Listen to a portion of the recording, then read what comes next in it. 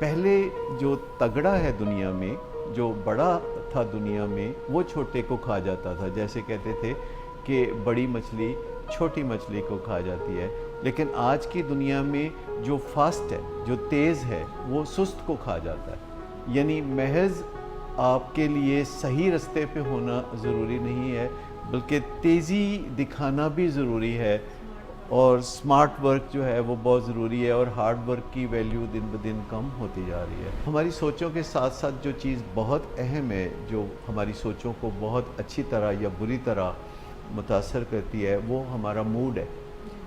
यानी हमारा जो मूड और मिजाज और मोरल है, इनका बहुत गहरा ताल्लुक़ है हमारी सोचों से, और ये हमारी सोचों को यकसर बदल सकता है। हमारा मूड और मिजाज हमारी सोचों के धारे को चेंज कर सकता है। फैमिली में हम साथ रहते रहते इस्लाह पे तुल जाते हैं, यानी हम दूसरे की ज़िंदगी में दखल देते देते अपनी हदों को जो है वो क्रॉस कर जाते हैं और दूसरे की हदों के अंदर दाखिल हो जाते हैं, जिससे कि बड़े मसाइल पैदा होते हैं। अगरचे हम ज़्यादातर ऐसा उन लोगों के साथ करते हैं जिनके साथ हमारा बहुत ही करीबी रिश्ता होता है।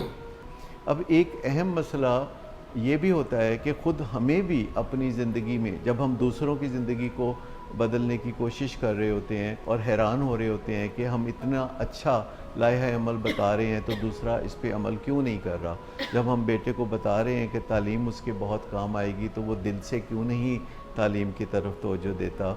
या मीठे से परहेज़ जब किसी वालिद की सेहत के लिए बहुत इम्पॉर्टेंट होता है और इसमें कोई शक नहीं होता, तो फिर एक बेटे को हैरत होती है कि उनके वालिद उनकी ये बात क्यों नहीं सुन रहे और उस पे अमल क्यों नहीं कर रहे। तो कभी कभी हमें अपने अंदर भी झांक के देखना चाहिए कि जब हमारे ऊपर खुद हमारी मर्ज़ी नहीं चलती, क्योंकि हमारे अंदर भी कोई है जो हमारी मर्ज़ियों को सैबोटेज करता है।